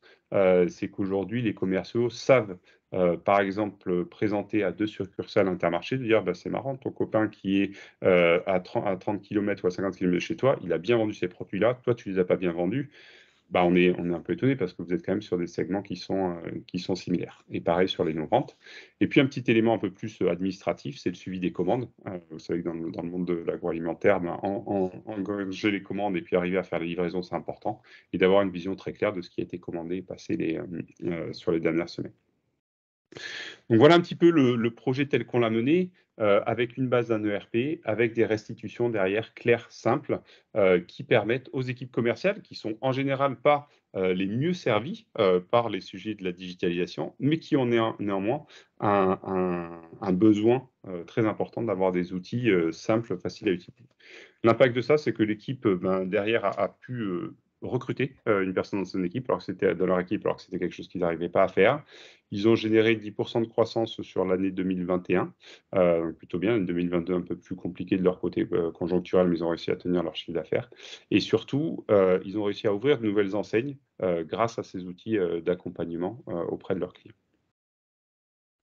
Alors moi, je vois pas les questions, moi, parce que je suis en plein écran, mais si vous avez des questions, n'hésitez pas à les poser, je reviendrai sur le chat après, ou à me les relayer pour ceux qui les voient. Moi, ce que j'aimerais que vous reteniez de mon intervention, c'est sur 3 points. La première chose, c'est qu'il faut automatiser. Maxime l'a dit, David l'a dit, Myrène le redira. Écrire, ressaisir des données sur du fichier Excel, refaire sans cesse les mêmes tableaux croisés dynamiques. C'est clairement pas un objectif en soi. Le numérique, s'il y a une chose qu'il sait bien faire, c'est pas remplacer l'être humain, c'est automatiser des calculs qu'on fait sans cesse et qu'on fait et refait à longueur de temps. L'objectif, c'est que vous puissiez vous concentrer sur l'essentiel. La deuxième chose, c'est expérimenter, parce que même un échec, même de se dire, tiens, si on voyait ça, on pourrait peut-être améliorer notre production. Si on se rend compte que c'est faux, vous aurez découvert que c'est faux et que donc peut-être qu'il faut passer du temps ailleurs. Et dans l'excellence opérationnelle, dans l'optimisation de nos entreprises, savoir où passer du temps est quand même quelque chose d'extrêmement important. Et le dernier point, c'est peut-être plus en se projetant ailleurs, c'est que les données clairement vont transformer le monde. Elles transforment déjà le monde parce qu'elles nous donnent une meilleure vision et perception de ce qui peut se passer dans nos entreprises. Et que donc, grâce à ces données-là, vous allez pouvoir amener de nouveaux services. En l'occurrence, prévenir vos clients quand vous avez du retard sur une livraison, les informer très directement de promotions ou d'informations que vous pouvez leur transférer. En interne, c'est mieux partager l'information avec vos différents services. On parle souvent de contrôle de gestion, de suivi de marge, mais c'est bien d'avoir une fois par mois une grande messe où on vous dit « Ah, vous n'avez pas été bon, vous avez consommé trop de carton ou vous n'avez pas bien fait vos emballages. » Et donc, du coup, on a eu des retours clients. Mais si ça, vous le savez en temps réel, si tous les jours, vous savez faire un point et vous savez accompagner vos collaborateurs, je peux vous dire qu'à partir du moment où eux-mêmes voient les erreurs qu'ils font, ils changent leur fonctionnement et ils l'améliorent, parce que je pense que l'être humain est quand même bien fait et doté de cette intelligence-là de vouloir s'améliorer sans cesse et sans cesse. Voilà ce que je voulais vous partager aujourd'hui, avec à la fois des petits messages un peu sur comment mieux utiliser la data et en même temps un cas un peu concret dans votre domaine qui illustre un petit peu ce qu'on peut faire chez Futidion pour vous aider à mieux piloter, finalement à faire travailler vos données pour que vous puissiez vous concentrer, vous, sur le pilotage de votre activité. Si vous avez des questions, interrogations, je suis à votre disposition. Je ne sais pas s'il y a des questions qui sont arrivées dans le chat, mais vous pouvez me les relayer, ça sera avec plaisir. Et sinon, je laisse la main à Myrène, je crois. Pas de questions. Alors, soit dans la conversation, soit si vous voulez lever la main, prendre la parole, n'hésitez pas. Non, du coup, Myrène, c'est à vous. Merci beaucoup. Eh bien, c'est parti, si vous m'entendez. Oui. Oui. Et on voit votre Voilà. présentation. C'est beau. Donc, bonjour à tous. Et du coup, aujourd'hui, eh bien, nous allons voir quels sont les outils de gestion qu'on peut utiliser pour se digitaliser quand on est dans les métiers de l'agroalimentaire. Donc, je me présente, je suis Myrène Lafourcade. Je suis directrice générale et cofondatrice de Simax, qui est une société basée à Casséno, à côté de Montpellier. Et je peux vraiment parler de ces sujets parce que j'ai dirigé directement ou indirectement plus de 620 projets ERP, CRM ou Best of Breed. Vous inquiétez pas, j'ai dit des gros mots, mais je vais les expliquer ensuite. Et j'ai été aussi une pionnière du no-code depuis 2006. Donc, oui, le mot no-code que vous avez déjà entendu prononcé par David et puis qu'on va réexpliquer ensemble aujourd'hui. Et comme l'a dit Simon, effectivement, je suis une grosse adepte de l'automatisation des entreprises pour automatiser les tâches rébarbatives et répétitives et gagner en performance. Simax, c'est quoi cette solution? Eh bien, c'est le 7e ERP CRM générique français. Le premier ERP CRM qui est 100% no-code. Il a été créé en 2006 et aujourd'hui, nous sommes une PME de 50 collaborateurs dans le monde. Nous sommes présents en France, au Canada et en Afrique. Et là, je vais faire un peu de pub pour mes concurrents parce que je vais vous expliquer qu'est-ce que vous avez à votre disposition pour digitaliser vos processus métiers. Et donc, du coup, je vais citer des concurrents. Je ne pourrais pas les citer tous parce que vous avez vu le panel tout à l'heure. Il y a énormément de solutions digitales possibles. Donc, vous avez, que vous pouvez interroger, vous avez des ERP génériques. Alors, l'ERP générique, donc les plus connus, c'est SAP. Il y a aussi ISF, Microsoft Dynamics, LGX3. Simax ERP CRM, ça va plutôt être pour les PME et les ETI. On va avoir Divalto, Proginov, et puis qui sont des solutions françaises. Et puis, on a Simax Starter, ça va être plutôt pour les TPE. Donc, ça, c'est nous, on a une gamme de produits. L'ERP générique, sa vocation, c'est d'être générique, donc de pouvoir traiter plein de métiers différents. Et du coup, il y a un volet adaptation. Et c'est vrai que, comme l'a dit David, il y a un peu un désamour de l'ERP en général parce que il a une réputation qui n'est pas forcément usurpée d'être un peu trop rigide. Et c'est pour ça que de plus en plus d'entreprises s'orientent vers soit des ERP métiers, donc qui ont été préadaptés pour les métiers, par exemple, de l'agroalimentaire. Vous avez Ellipsom, vous avez Quad, vous avez Vif, vous avez Isagri, etc. Mais ça veut dire que vous prenez une solution qui est un peu la même que votre concurrent et peut-être que vous avez une activité qui est un peu différente. Et du coup, la question de l'adaptation de cet ERP métier se pose également quand même, pas que uniquement sur les ERP génériques. Et donc, c'est pour ça que de plus en plus d'entreprises se tournent vers des solutions dites best of breed. Alors, désolé pour le terme, ça veut dire le meilleur de la horde, ça ne nous avance pas beaucoup. Ça veut dire, en gros, on prend le meilleur de la solution annexe qu'on peut brancher dans l'ERP. Donc, comme l'a dit David, c'est une vraie tendance où, en fait, comme l'ERP, il est un peu rigide et puis ne correspond pas toujours sur tous les modules, on remplace certains modules par des solutions externes comme la CRM HubSpot ou une CRM Salesforce et ces solutions externes, une WMS. Et ces solutions externes, ensuite, on les interface avec l'ERP. Et c'est là où c'est pas toujours simple parce que si vous avez 10 interfaces, tous les ans, vous en avez au moins une qui a bougé et donc en permanence, c'est pas simple, d'où la nécessité de se faire accompagner par des spécialistes de la data qui vont pouvoir vraiment vérifier tout ça et mettre tout ça en œuvre. Et puis, moi, je vais vous parler d'une autre solution, mais que David a déjà aussi évoquée, qui est la solution du no-code et du low-code. Donc, comme il vous l'a dit, il y a effectivement des solutions qui sont pures no-code, comme Airtable, Zapier ou Make, qui sont des solutions qui vous permettent de créer des petites solutions annexes à la solution générique que vous utilisez. Ou alors, vous avez aussi du low-code. Donc, je vais expliquer la différence entre les deux. Le no-code, c'est comme le nom l'indique, aucun code. On fait toutes les adaptations sans programmer. Le low-code, donc un des outils les plus en vogue en ce moment sur le low-code, c'est Bubble. Ça permet de créer mais il y en a plein d'autres. C'est des outils pour les programmeurs qui permettent d'aller très vite et de faire moins de code, d'où le nom low-code. Et donc, c'est assez intéressant. Là, je ne cite même pas la solution de faire du développement sur mesure parce que pour moi, c'est la solution la plus chère et la moins rentable aujourd'hui. Si vous voulez faire du code, orientez-vous plutôt vers du low-code dans ce cas-là.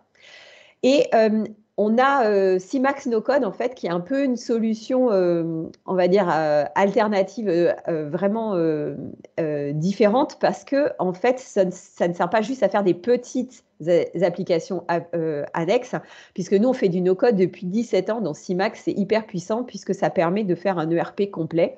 Donc, du coup, là, on va beaucoup plus loin que les traditionnelles petites applications no-code. Pour expliquer ça, en fait, Gartner a dit que d'ici 2025, eh bien, le low-code et le no-code, ça va concerner 70% des applications digitales. Personnellement, je pense que l'ERP, ça ne va pas être 70% d'ici 2025, ça va venir plus progressivement, c'est un peu un des derniers bastions du code. Les deux grands avantages qu'on reconnaît au no-code, c'est d'être plus rapide et de permettre de l'autonomie. Plus rapide parce que ce qu'on fait en moyenne en un jour de no-code, par exemple sur CMax, il faut en moyenne 20 jours pour le programmer. Ça veut dire que sur un même budget, le retour sur investissement va être beaucoup plus important. Ça veut dire aussi que le coût d'acquisition de la solution digitale est beaucoup plus faible sur le long terme. Voilà, ça va vraiment c'est quand on va vouloir évoluer demain que là, on va vraiment sentir la différence. Le deuxième volet, c'est l'autonomie, parce que comme c'est en no-code, eh bien, vous pouvez avoir quelqu'un dans votre entreprise qui fait des évolutions, et puis des évolutions qui peuvent être des évolutions importantes, d'ajout de tableau de bord, de création de nouvelles traitements automatiques, d'alerte, de contrôle, rajouter des fonctionnalités, ce genre de choses. C'est aussi simple qu'Excel. Pour devenir expert, il faut 10 jours de formation. L'autre intérêt, c'est quand on se fait accompagner par un intégrateur, et ben l'intégrateur, il va vous mettre en face des experts fonctionnels et pas des programmeurs. Et donc ça aussi, c'est très intéressant parce qu'on va beaucoup mieux se comprendre dans les équipes et quand on va mener les projets. Alors, je passe sur le slide suivant. Voilà. Alors, tout à l'heure, on l'a évoqué, SaaS ou on-premise, ou on peut dire aussi cloud or not cloud, that is the question. Alors, je suis complètement d'accord avec Maxime, le cloud, c'est mieux. C'est mieux pour plein de raisons. Donc, quand on est dans le cloud, dans le nuage, quand on est en SaaS et qu'on a accès à sa solution qui est sur Internet, c'est super, on a accès à beaucoup plus de services. C'est souvent bien mieux pour la cybersécurité. On ne l'évoque pas assez, mais derrière aussi, ce qui est très, très important, c'est d'avoir des sauvegardes de qualité, puisque dans 74% des cas, ce sont les sauvegardes qui vous sauvent la mise quand vous avez attrapé un malware ou un ransomware.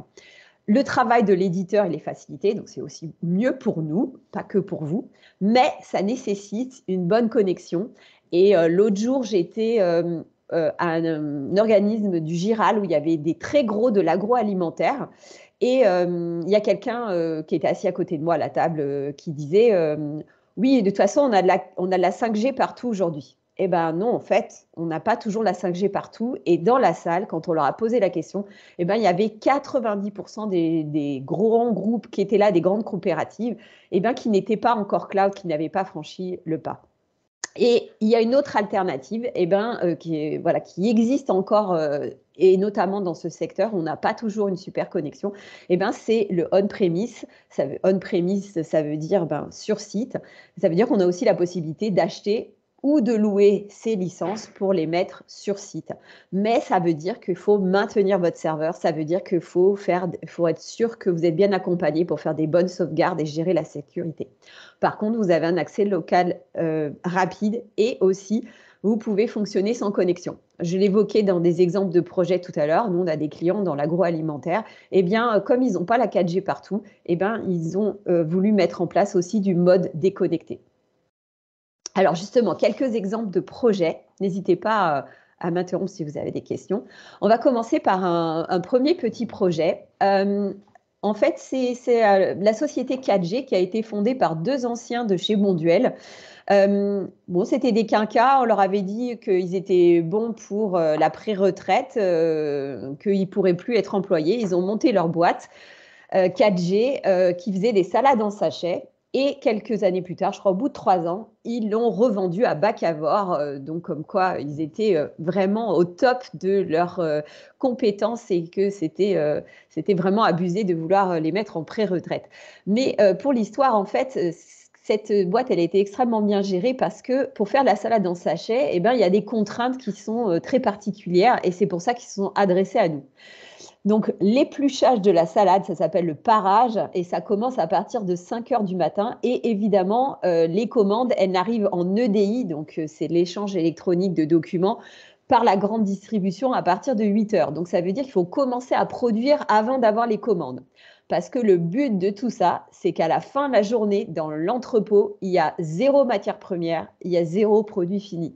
Parce qu'on est sur des durées de péremption qui sont ultra courte. Ça veut dire qu'en fait, on leur a mis en place un système de gestion des prévisions de vente sur lesquels on faisait des OF provisoires qui étaient ajustés en cours de journée au fur et à mesure que les commandes arrivaient. Et ça permettait du coup eh bien d'assurer le fait qu'à l'arrivée, on avait ce 0 matière première et 0 produit fini. Donc ça, pour vous donner un ordre d'idée, ça a représenté 40 jours de mise en place sur Simax No Code. Il y avait 5 utilisateurs, parce que derrière, il y avait voilà, deux personnes qui pilotaient la production, souvent pas en même temps. Il y avait les achats et la logistique, et puis la direction qui regardait de temps en temps des tableaux de bord. Donc, un nombre d'utilisateurs très faible. Et du coup, ça représentait à peu près 30 000 € de projet, licence comprise. Un autre exemple d'une entreprise un peu plus grosse, dans le groupe Terena, donc nous équipons plusieurs filiales et notamment nous travaillons en ce moment sur la filiale qui s'appelle LVVD et qui c'est très intéressant parce que c'est une filière qui a plein de métiers différents. Il y a des métiers de négoce, il y a de l'embouteillage, il y a du travail à façon pour transformer du vin effervescent. Voilà. Donc, il y a plein d'étapes différentes. Avant, c'était géré sous Excel.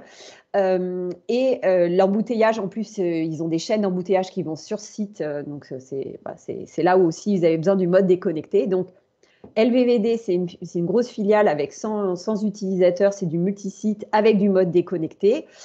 Et ce qui a été aussi un peu challenge dans ce projet, c'était l'interface avec les interfaces avec les outils pilotage du groupe parce qu'ils ont différents outils pour les achats, pour ce qu'on appelle les outils de BI, Business Intelligence, pour l'analyse de la data.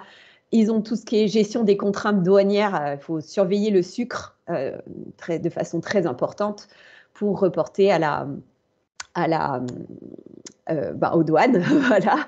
Et puis, ça représentait, voilà, donc pour 300 jours de projet pour les différents métiers sans utilisateurs et à peu près 400 000 €, licence comprise. Là, on est sur de l'acquisition de licence sur ce projet. Ouais, pour vous donner quelques exemples. Maintenant, je vais vous dire quelque chose que mes concurrents ne disent pas très souvent. Il faut savoir que la moyenne mondiale d'échecs des projets ERP dans le monde, elle est de 50%, source Gartner. Et pour les CRM, c'est encore pire, c'est 70% d'échecs. Alors, pourquoi ? La rigidité des solutions est une cause, mais c'est aussi parce que les projets ils sont toujours entre humains. Et les humains, par définition, ils ont une communication qui est imparfaite. Il peut y avoir des erreurs de compréhension, il peut y avoir des oublis. Et si on se lance sur du développement spécifique, si l'outil n'est pas assez souple, ça peut coûter cher, voire mettre le projet en péril. Donc, c'est pour ça que c'est vraiment très important à la fois de choisir une solution qui est souple et d'avoir une bonne méthodologie projet. Et c'est pour ça qu'on va l'évoquer brièvement ensemble. Donc, il y a l'importance de bien préparer son projet. Il faut partir de la stratégie et pas de l'outil. Ça, c'est une erreur très classique en CRM. C'est « Oh, j'ai vu ce super outil sur Internet, je vais dire à mes commerciaux de l'utiliser. » Ça ne marche pas. Il faut réfléchir à qui sont mes clients, comment je veux les adresser, comment je les segmente et quel va être l'outil et comment il doit être configuré pour m'aider à atteindre ces objectifs. Il faut constituer une équipe projet pour embarquer les équipes dans le projet, avoir vraiment leurs opinions et ça va lutter contre la résistance au changement. Bien définir le besoin, ça a déjà été dit. Si possible, essayez de trouver les leviers, les automatisations qui vont vous apporter le plus de retour sur investissement et ça va vous permettre d'établir le bon budget. Interroger les bonnes solutions, j'en ai préparé quelques-unes. L'idéal, c'est d'avoir un bon panel, à la fois d'interroger des solutions génériques et des solutions métiers, et pourquoi pas de regarder ce qui existe en best of breed. Vous établissez une shortlist de maximum 5 entreprises qui semblent répondre. Vous leur demandez une démonstration ciblée avec un jeu d'essai. Ne partez pas ne laissez pas la main à la solution, sinon ils vont vous montrer plein de trucs hyper sexy, mais qui ne correspondent pas forcément à ce dont vous avez besoin. Choisissez aussi le prestataire pour ses qualités humaines d'accompagnement et son sérieux, et pas que la solution technique, puisque le côté humain est très, très important dans le projet. Négociez bien le contrat et planifiez le projet en priorisant les actions qui sont les plus prioritaires, qui vont vous apporter le plus de retour sur investissement d'abord. Après, comment bien mener son projet ? Déjà, il faut savoir qu'il y a plusieurs modes qui sont appropriés. Il y a le mode projet et le mode agile. Le mode projet, typiquement, en général, en remplacement de RP, on est en mode projet, on doit faire un cahier des charges. Comme ça a été dit, c'est quelque chose d'un peu lourd parce qu'il ne faut pas se louper, il faut au moins faire aussi bien qu'avant. Le mode agile, c'est un mode où on sait un peu moins où on va, où on a un premier petit objectif. Et donc ça, pour les entreprises qui remplacent de l'Excel ou qui sont au début de digitalisation, c'est super. On avance pas à pas et ça permet de pas faire un gros Big Bang et d'y aller étape par étape. Moi, j'aime beaucoup cette image que vous avez là avec ce couple qui va attendre pendant 3 ans sous la pluie pendant qu'on est en train de leur construire un château derrière. S'il y a une chose que vous retenez de ma présentation, c'est que c'est important de découper et de bien prioriser pour aller étape par étape. Il faut bien faire une étude fonctionnelle avec la solution que vous allez choisir, avec des scénarios de recettes, dire comment est-ce que vous allez vérifier que la solution, elle répond bien aux besoins en écrivant des petites histoires de il y a tel client qui commande qui vous commande par exemple de la viande et puis ensuite cette viande, s'il n'y en a pas assez en stock, eh bien, il va falloir lancer une production, etc. etc. Donc tous ces scénarios avec les petits cas de figure qui arrivent chez vous doivent être listés pour être sûr que la solution elle répond.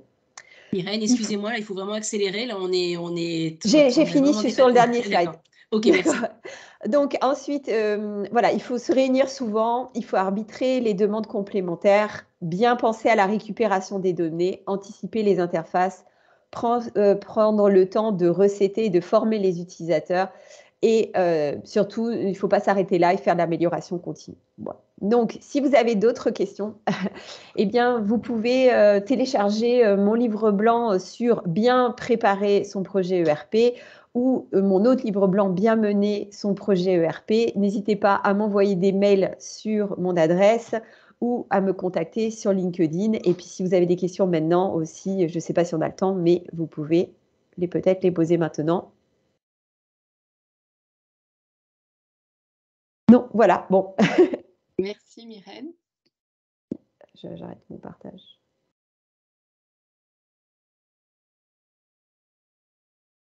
Je reprends la main. Donc, Aude Desjean, je travaille sur l'agroalimentaire pour ADOC, l'Agence régionale de développement économique de l'Occitanie.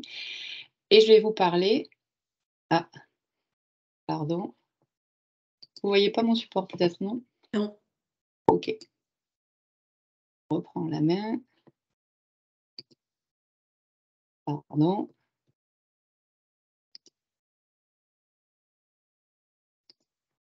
J'arrive. Ça y est. On est... Ah, mais pourquoi ça fait ça? Myrène, j'arrive. Voilà, pardon, excusez-moi. Donc, je vais essayer d'aller vite. Le parcours régional Industrie du futur, c'est donc un programme porté par la région Occitanie en partenariat financier avec l'État et qui va permettre en fait un accompagnement sur mesure grâce à des experts qui ont été référencés par la région, donc des experts de l'industrie du futur.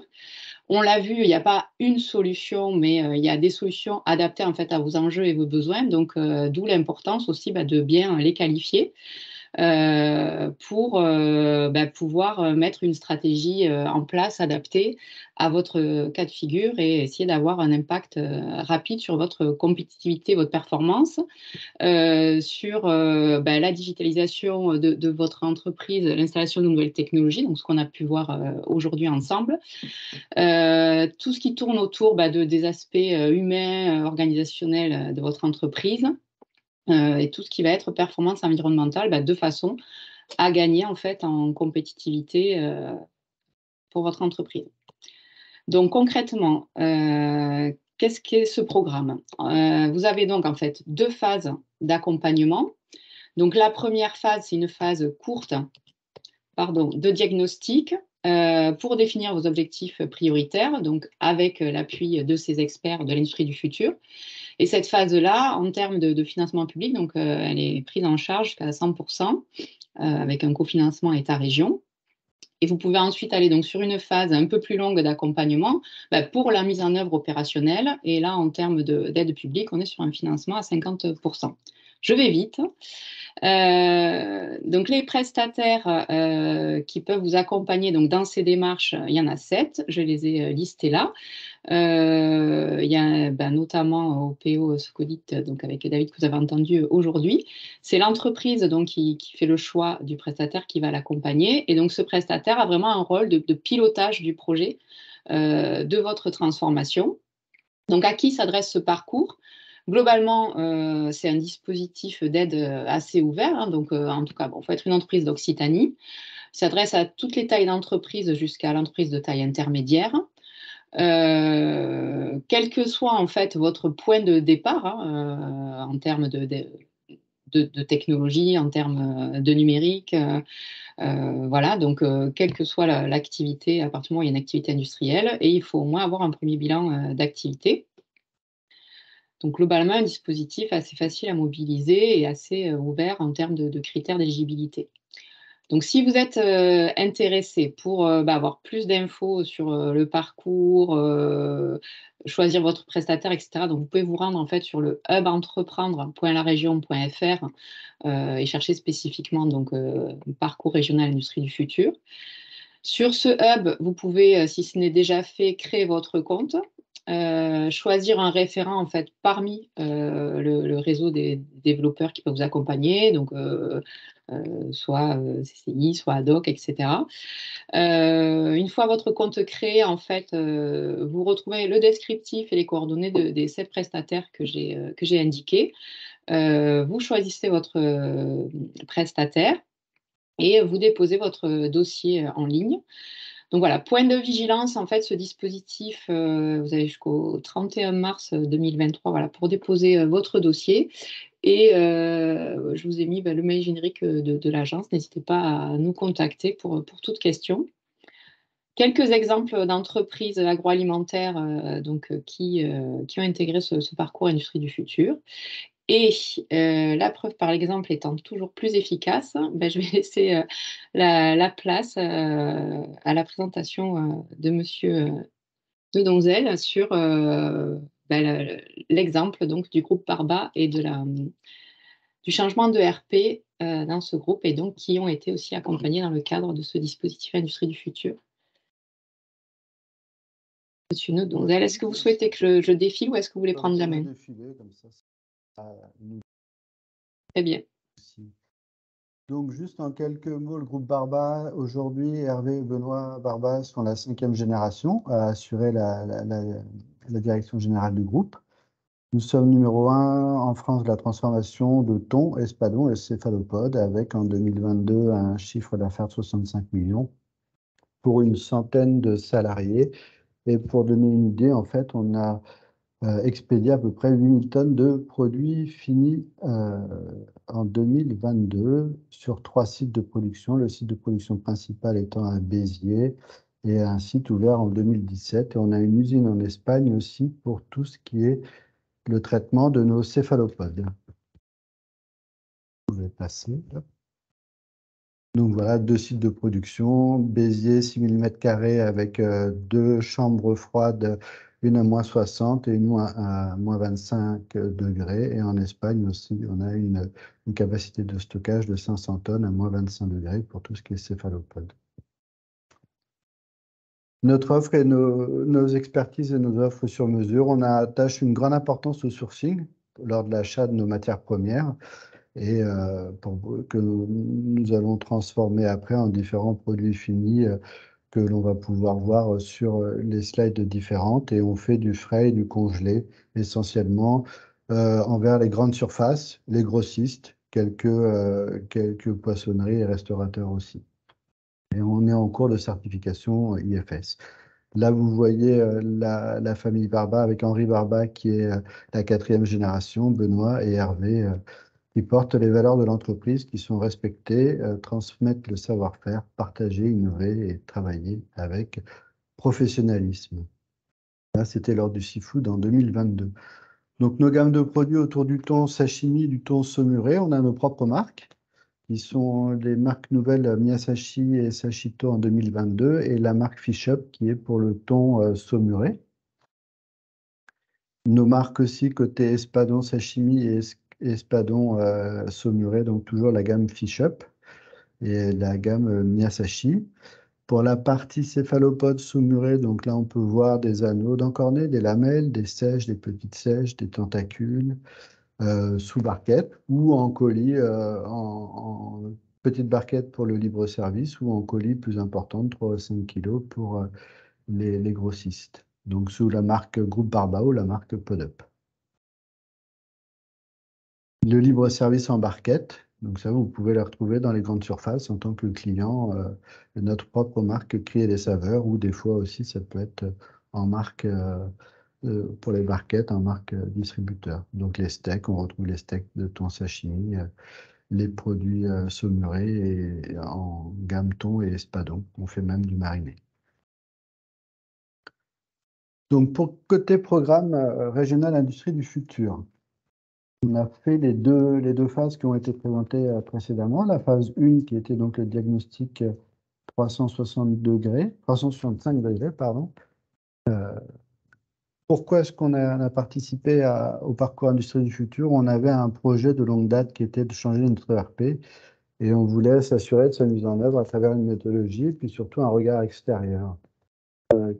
On a choisi le groupe AFNOR associé au groupe Bosch Relais Services pour leur approche vraiment industrielle et que l'on recherchait aujourd'hui, parce que le groupe Barba est une PME et c'est toujours intéressant d'avoir des spécialistes au niveau, notamment moi ce qui m'intéressait, la partie Lean Manufacturing.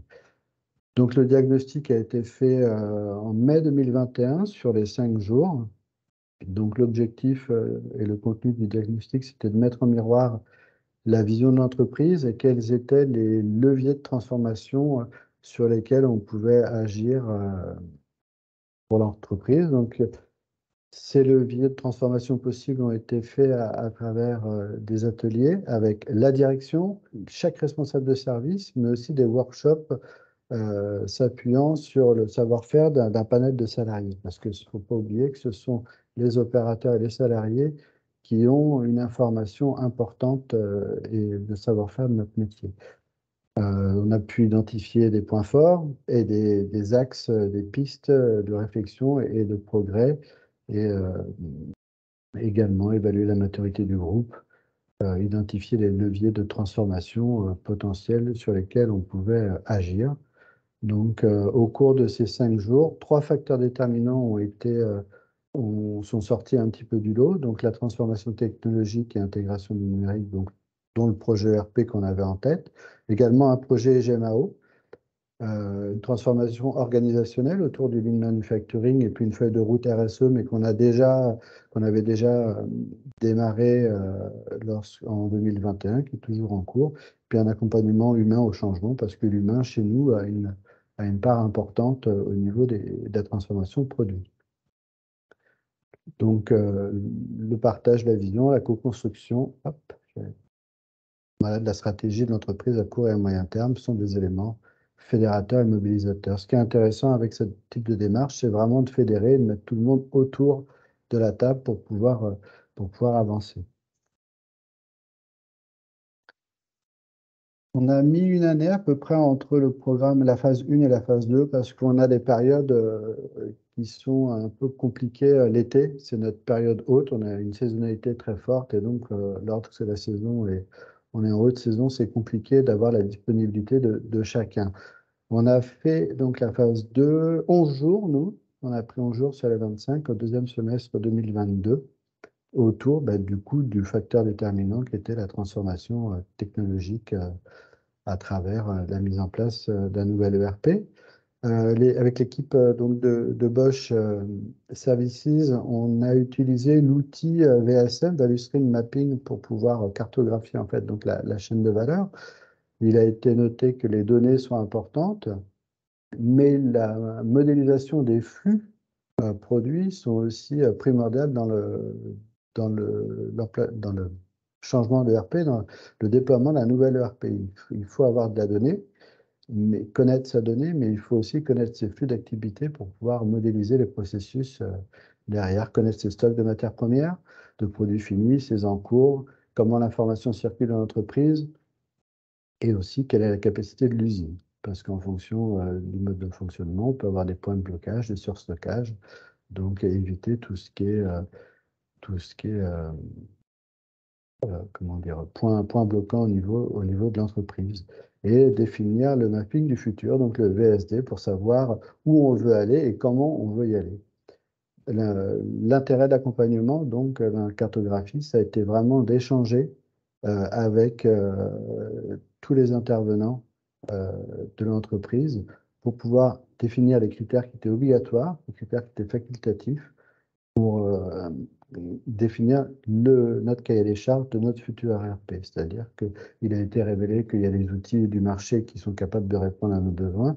Il faut aussi être capable de définir nos besoins correctement, de cibler nos attentes et de ne pas définir des besoins trop riches au risque de vouloir trop de développement spécifique. Donc l'objectif aujourd'hui maintenant, c'est de finaliser notre cahier des charges pour pouvoir le présenter à des éditeurs du marché et faire des benchmarks avec un jeu d'essai qu'on aura défini pour pouvoir ne pas avoir juste une présentation commerciale qui marche à chaque fois, mais une présentation d'un outil ciblé autour de nos besoins et de notre métier. Voilà. Et là, vous pouvez nous retrouver sur Internet et sur les réseaux sociaux aujourd'hui, où on a mis l'accent depuis 6-8 mois. Voilà, j'ai essayé de rattraper le temps. Merci beaucoup. Merci. Il y a des questions par rapport à ce témoignage. Et je suis en vidéo aussi, oui. Ben voilà, il est partout. Oui, c'est pour ça que la vidéo est liée là. Donc justement, là, on a mis les 5 vidéos qui ont été tournées dans des entreprises qui ont participé au parcours, dont Thomas, que l'on peut retrouver aussi sur une vidéo qui a été tournée dans l'entreprise. Début janvier. Début janvier, voilà. Ouais. Et n'hésitez pas aussi dans le cadre de cette sensibilisation industrie du futur, on a également fait d'autres webinaires sur des thématiques connexes que vous pouvez retrouver en replay. Et je ne vois pas le chat avec les questions. Alors désolé, on a pris un peu de retard, mais du coup, si vous avez quelques questions sur les thématiques d'aujourd'hui, et on peut les prendre maintenant. J'arrête le partage du coup.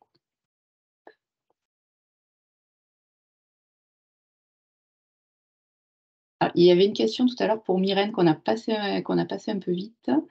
Sur la partie avec nos codes, peut-on faire de la compta générale et analytique?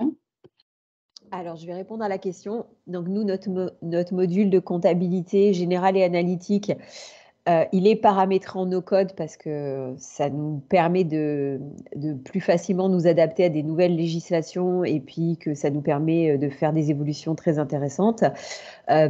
Par contre, c'est le seul module qui n'est pas modifiable pour des raisons légales par les clients directement. Voilà. Et de toute façon, une comptabilité, c'est une compta. Il y a, on va dire, les éléments qu'on va modifier, ce sont les éléments qui alimentent la comptabilité et aussi tout ce qui est vérification extra-comptable, contrôle de gestion, où là, on fait beaucoup d'outils no-code qui facilitent le pilotage. Mais voilà, le module comptabilité dans CIMAX, même s'il est en no-code, en fait, on ne profite pas particulièrement du no-code en tant qu'utilisateur.